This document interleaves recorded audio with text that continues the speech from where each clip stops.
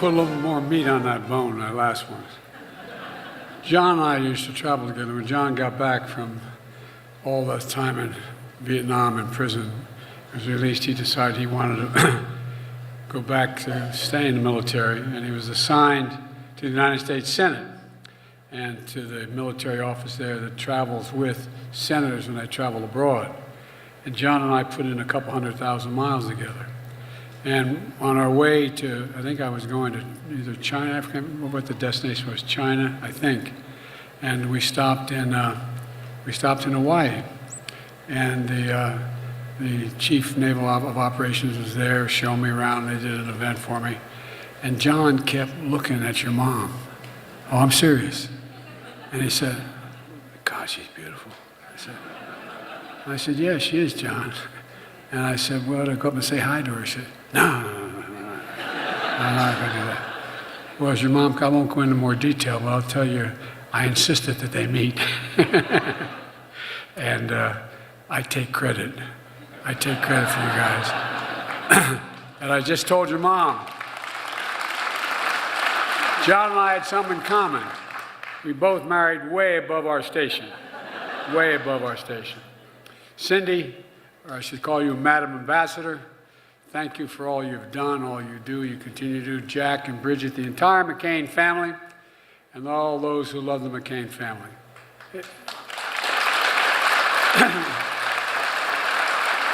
Oh, I didn't see you all up there. Whoa! Don't jump, don't jump. Well, I tell you what, it's an honor to be with you. It's a genuine honor. Governor Hobbs, you've done an incredible job. You've been a leader and defender of democracy, and you've always been available when I've called, and I hope I've been available when you called as well. Ladies and gentlemen, distinguished guests, in the end, John McCain thought about the beginning. 5 years ago, as John was dying from brain cancer, John wrote a farewell letter to the nation that he said that he served so well in both war and in peace. His words track back centuries to America's founding and then toward a triumphant future. Here's what John wrote, and I quote, "We are citizens of the world's greatest republic, a nation of ideals, not blood and soil. Americans never quit. They never hide from history. America makes history." And John was right. Every other nation in the world has been founded on either grouping by ethnicity, religion, background. We're the most unique nation in the world. We're founded on idea. The only major nation in the world founded on an idea that we are all created equal, endowed in the image of God, endowed by our Creator to be able to treat it equally throughout our lives. We've never fully lived up to that idea, but we've never walked away from it. But there's danger we're walking too far away from it now, the way we talk in this debate, in this country. Because a long line of patriots like John McCain kept it from ever becoming something other than what it is. I often think about our friendship of 40 years. The hammer and tong debates we'd have in the Senate. We'd argue, we're like two brothers. We'd argue like hell. I mean, really go at one another. Then we'd go to lunch together. No, not a joke. Or John would ride home with me. I mean, we travel the world together. And by the way, when he found this magnificent woman and got married, I'm the guy that convinced him to run in Arizona as a Republican. Bless me, Father. No, but you got to admit, Cindy, I did. I talked to him and I said, John, you can do this job. My only worry is you'll do it too well. But look, running opposite sides of the nation's highest office when he was running for president and I was on the vice presidential ticket, we still remained friends. The conversation he had with my son, Beau, the Attorney General of the state of Delaware, a decorated major in the U.S. Army, was the guy who spent a year in Iraq, about serving in a war overseas, about the courage and battle against the same cancer. And that took John and my son. 2 weeks ago, I thought about John as I was standing in another part of the world. in Vietnam. I don't want to be, excuse me if it was an emotional trip. I was there to usher in a 50-year arc of progress of the two countries, pushed by John, and I might add, another John, this former Secretary of State, John from Massachusetts, won the Silver Star as well. Once at war, we're now choosing the highest possible partnership made possible through John's leadership. I mean it sincerely. Think about it. While in Hanoi, I visited a marker depicting where John had endured all the pain. Imprisoned 5.5 years, solitary confinement for 2 years, given an opportunity to come home if he just said a couple things. He was beaten, bloodied, bones broken, isolated, tortured, left unable to raise his arms above his shoulders again. As I stood there paying my respects, I thought about how much I miss my friend. And it's not hyperbole. From the bottom of my heart, I mean this. I thought about something else as well. I thought about how much America missed John right now. How much America needed John's courage and foresight and vision. I thought about what John stood for, what he fought for, what he was willing to die for. I thought about what we owed John, what I owed him, and what we owe each other. We owed each other as well, Americans as well. You see, John's one of those patriots, when they die, their voices are never silent. They still speak to us. They tug at both our hearts and our conscience, and they pose the most profound questions. Who are we? What do we stand for? What do we believe? What will we be? For John, it was country first. Sounds like a movie, but it's real with John. Honor, duty, decency, freedom, liberty, democracy. And now history has brought us to a new time of testing. Very few of us will ever be asked to endure what John McCain endured. But all of us are being asked right now, what will we do to maintain our democracy? Will we, as John wrote, never quit? Will we not hide from history, but make history? Will we put partisanship aside and put country first? I say we must, and we will. We will. But it's not easy. It's not easy.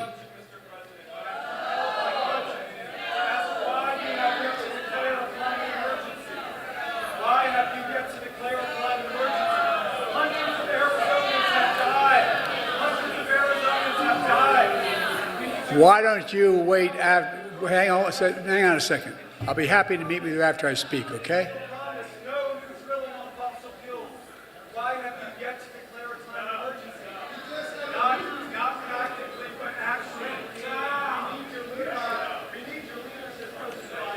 Well, I tell you what, if you shush up, I'll meet with you immediately after this, okay?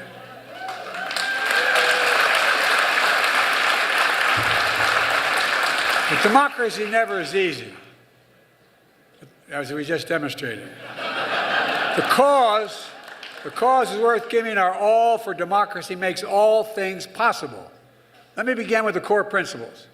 Democracy means rule of the people, not rule of monarchs, not rule of the money, not rule of the mighty. Regardless of party, that means respecting free and fair elections, accepting the outcome, win or lose. It means you can't love your country only when you win.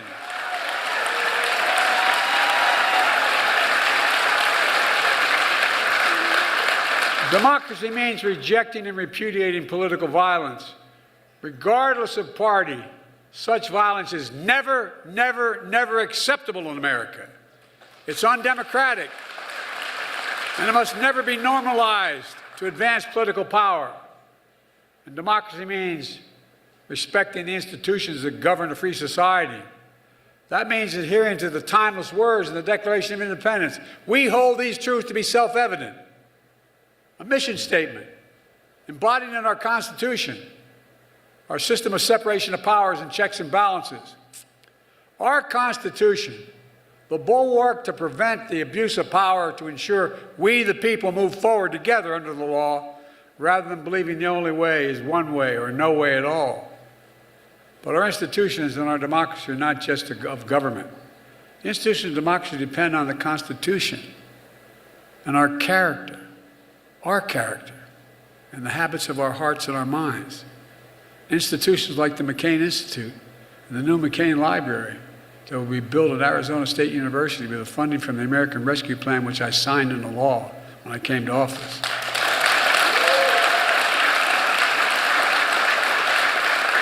A library that's going to house John's archives, host dialogue and debate, inspire future leaders around the world to serve tens of thousands of underserved Arizonans as a reminder of our obligation to one another.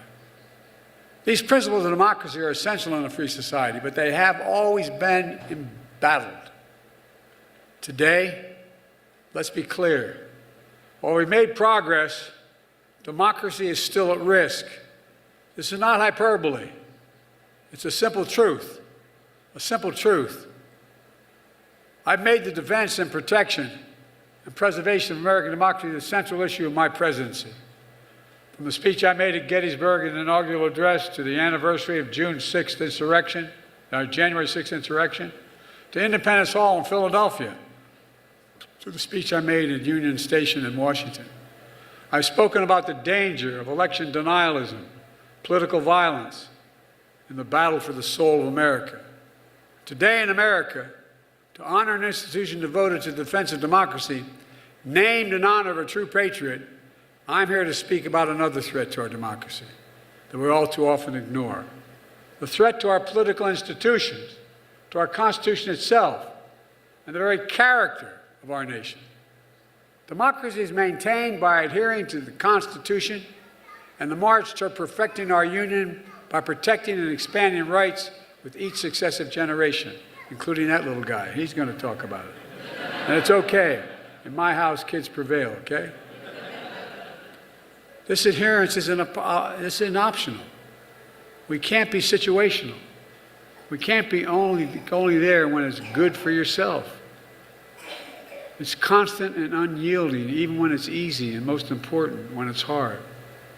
For centuries, the American Constitution has been a model for the world, with other countries adopting we, the people, as their North Star as well. But as we know how damaged our institutions of democracy, the judiciary, the legislature, the executive, have become in the eyes of the American people, even the world, from attacks within the past few years. I know virtually every major world leader. That's what I did when I was a senator, as vice president, and now. Everywhere I go in the world, and I've met now with over 100 heads of state of the nations of the world, everywhere I go, they look and they ask the question, is it going to be okay? Think about this. First meeting I attended of the G7, the 7 wealthiest nations in the world, in Europe, the NATO meeting. I sat down, it was in January, after being elected, the late January, early February, and it was in England. And I sat down, I said, America's back. Macron looked at me and said, Mr. President, for how long? For how long? And then, the Chancellor of Germany said, Mr. President, what would you think if you pick up the paper tomorrow, the London Times, and it said 1,000 people broke down the doors of Parliament, marched and killed 2 bobbies in order to overthrow an election of the new Prime Minister? What would you think then? What would America think?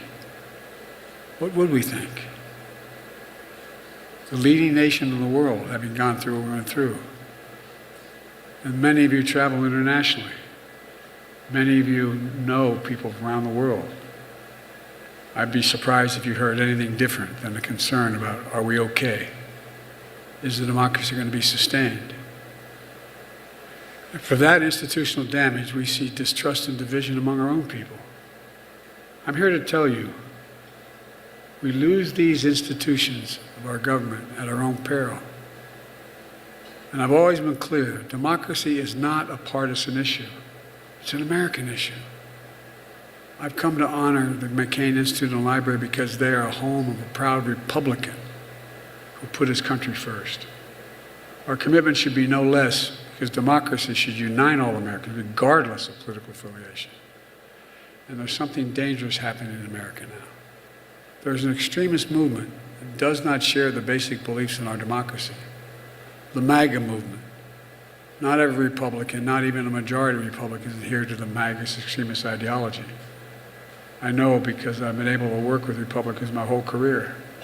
But there's no question that today's Republican Party is driven and intimidated by MAGA Republican extremists. Their extreme agenda, if carried out, would fundamentally alter the institutions of American democracy as we know it. My friends, they're not hiding their attacks. They're openly promoting them, attacking the free press as the enemy of the people, attacking the rule of law as an impediment, fomenting voter suppression and election subversion. Did you ever think we'd be having debates at your stage of your careers where banning books and burying history? Extremists in Congress more determined to shut down the government, to burn the place down, than to let the people's business be done. Our U.S. military, and this is not hyperbole, I've said it for the last 2 years, is the strongest military in the history of the world. Not just the strongest in the world, in the history of the world. The most diverse, the most powerful in the history of the world. And it's being accused of being weak and woke by the opposition. One guy in Alabama is holding up the promotion of every hundreds of these officers. Frankly, these extremists have no idea what the hell they're talking about. No, I'm serious. They're pushing a notion the defeated former president expressed when he was in office and believes applies only to him. And this is a dangerous notion. This president is above the law, no limits on power. Trump says the Constitution gave him, quote, the right to do whatever he wants as president, end of quote. I've never even heard a president say that in jest. Not guided by the Constitution or by common service and decency toward our fellow Americans, but by vengeance and vindictiveness. We see the headlines. Quote, sweeping expansion of presidential power. The goal to, quote, alter the balance of power by increasing the president's authority over every part of the federal government, end of quote. What do they intend to do once they erode the constitutional order of checks and balances and separation of powers? Limit the independence of federal agencies? Put them under the thumb of a president? Give the president the power to refuse to spend money that Congress has appropriated if he doesn't like what it's being spent for? Not veto, it doesn't like what it's being spent for, it's there. Get rid of long-standing protections for civil servants. Remember what he did. He's leaving office. He imposed a new thing, the civil service. But then he imposed a new schedule. Schedule F was called. These civil servants had to pledge loyalty to the president, not the Constitution. They did not require any protections of the president being able to wholesale fire them if he wanted, because they had no civil service protection. One of the first things I got rid of when I became president. Just consider these as actual quotes from MAGA, the MAGA movement. Quote, I am your retribution. Slitting throats of civil servants, replacing them with extreme political cronies. MAGA extremists proclaim support for law enforcement only to say, quote, we must destroy the FBI. It's not one person. It's a controlling element of the House Republican Party. Whitewash attacks of January 6th by calling the spearing and stomping of police quote, a legitimate political discourse. Do you ever think you'd hear leaders of political parties in the United States of America speak like that? Seizing power, concentrating power, attempting to abuse power, purging and packing key institutions, spewing conspiracy theories, spreading lies for profit and power to divide America in every way, inciting violence against those who risk their lives to keep America safe, weaponizing against the very soul of who we are as Americans. This MAGA threat is a threat to the brick and mortar of our democratic institutions. But it's also a threat to the character of our nation that gives our Constitution life, that binds us together as Americans in common cause. None of this is surprising now. They've tried to govern that way before. And thank God they failed. But they haven't given up. Just look at recent days.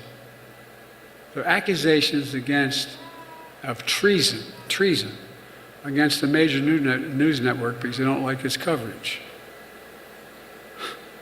I don't know what the hell I'd say about Fox if that becomes the rule. But think about it. I'm joking, but think about it. Tomorrow, I have the honor of overseeing the change of responsibilities of the chairman of the Joint Chiefs of Staff of the United States military, from one genuine hero and patriot, General Mark Milley, to another, General C.Q. Brown. Both defining leaders of our time. And yet, here is what you hear from MAGA extremists about the retiring patriot general honoring his oath to the Constitution. Quote, he's a traitor, end of quote. In times gone by, the punishment, quote, in times gone by, the punishment would have been death, end of quote.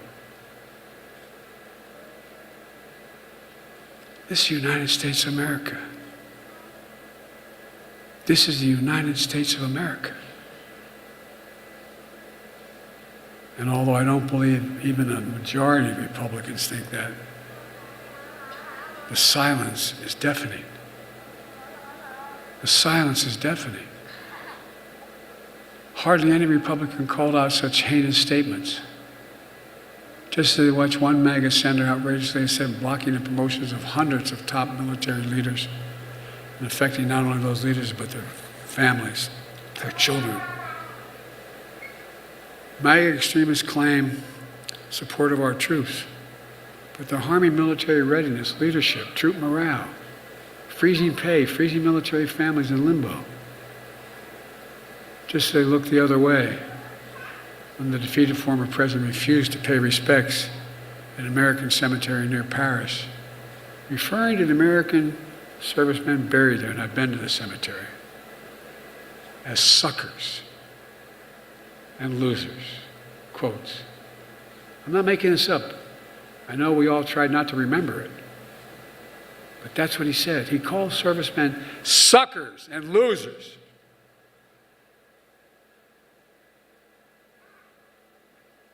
Is John a sucker?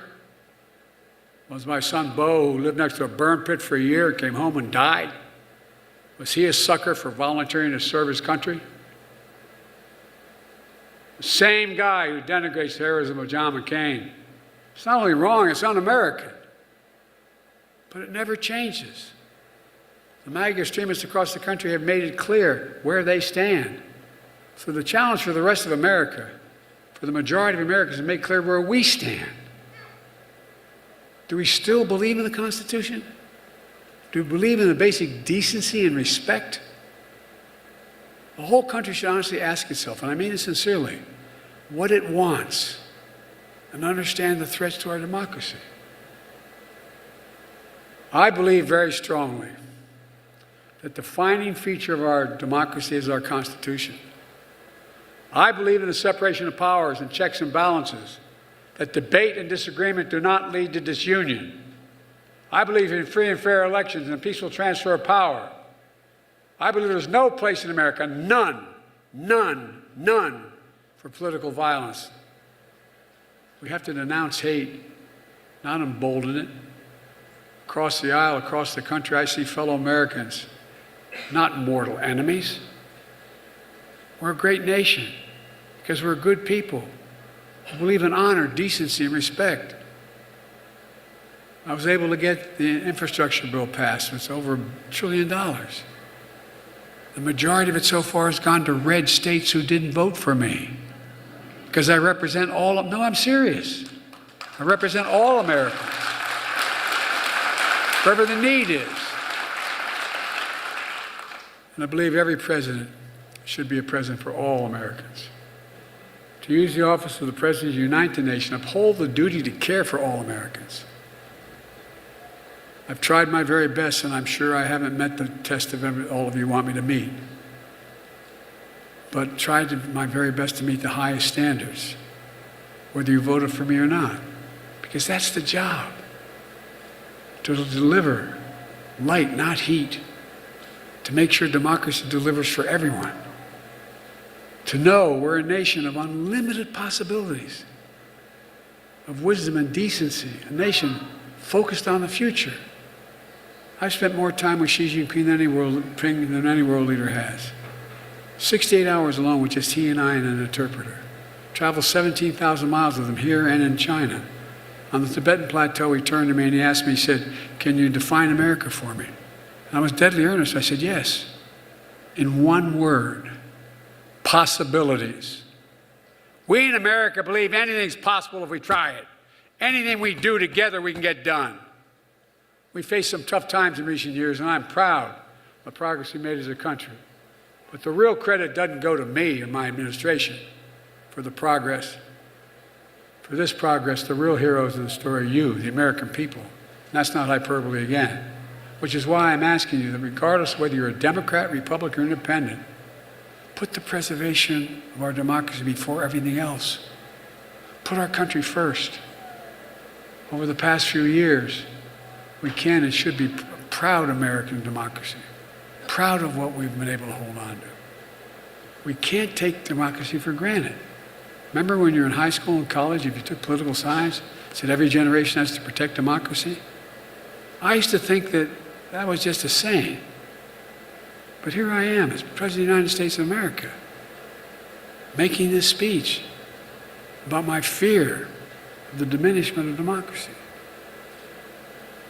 Folks, every generation has to be vigilant.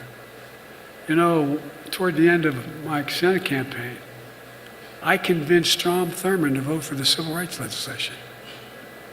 Not a joke. And I thought, well, you can defeat hate. You can't defeat it. Just bury it. When someone comes along and lifts up the rock and breathes a little oxygen in there, it comes roaring back. It comes roaring back. We should all remember, democracies don't have to die at the end of a rifle. They can die when people are silent, when they fail to stand up or condemn the threats to democracy.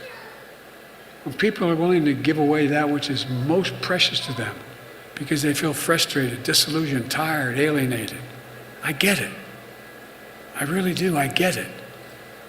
For all its faults, though American democracy remains the best path forward to prosperity, possibilities, progress, fair play, equality.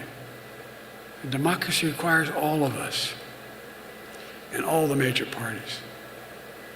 You matter. And again, I'm not just trying to be nice here. You matter. All of you in this auditorium. Because history and common sense tell us that we can change things by adhering to our Constitution and our institutions of democracy. Our task, our sacred task of our time, is to make sure that they change, not for the worse, but for the better. That democracy survives and thrives, not be smashed by a movement more interested in power than in principle. It's up to us, the American people. In my view, the more people vote, the more engaged the whole nation becomes, the stronger democracy will be. So the answer to the threats we face is engagement.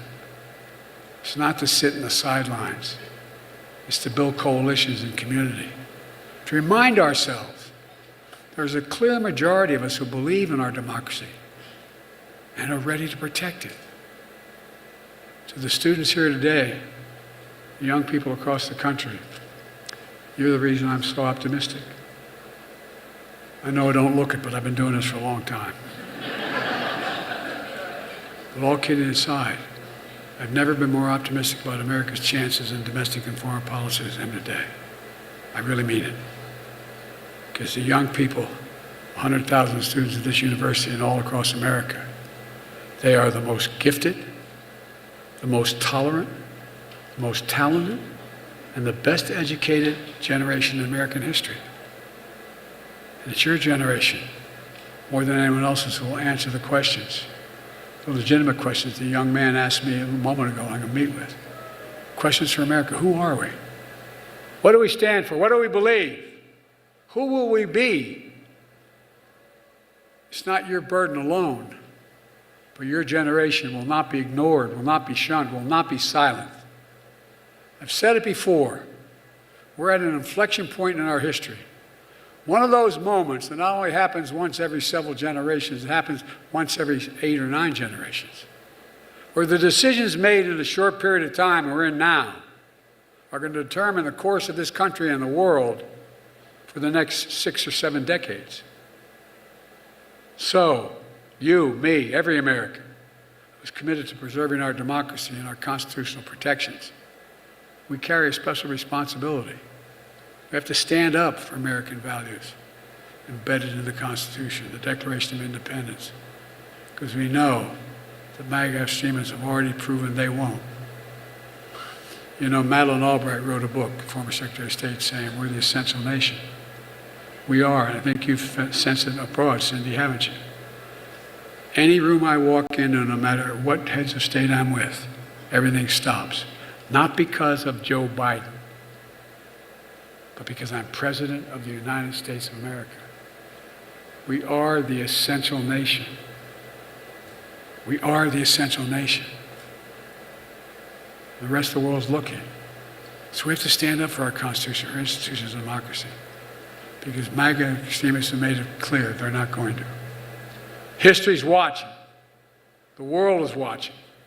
And most important, our children and grandchildren will hold us responsible. So let me close with this. In 3 years, we'll commemorate the 250th anniversary of the signing of the Declaration of Independence. A moment not only about our past, celebrating all we've done, but a moment about the future, about all we can be, still be. Imagine that moment and ask, what do we want to be? Now's our time to continue to choose and secure a sacred cause of the American democracy. I know we can meet this moment. John knew we could meet this moment. He believed, as so many patriots before him did, the character, destiny, in our own lives, in the life of this nation. He believed in us. That's what we see in the McCain Institute and Library, and every day places across America doing extraordinary things. And remember that the soul of America depends on the souls of all Americans. How we choose to see our nation, how we choose to see ourselves, how we choose to lead, not only by the example of our power, but by the power of our example. So let's never quit. Let's never hide from history. Let's make history. If we do that, we'll have done our duty to our country and to each other. Future generations will say, we kept the faith. We'll have proved, through all its imperfections, America is still a place of possibilities, a beacon for the world, a promise realized, where the power forever resides with we, the people. That's our soul. That's who we truly are. That's who we must always be. And that's why I've never been more optimistic about America's future. We just need to remember who we are. We are the United States of America. There is nothing beyond our capacity when we act together. Well, God bless you all. May God bless John McCain and his family, and may God protect our troops. Thank you.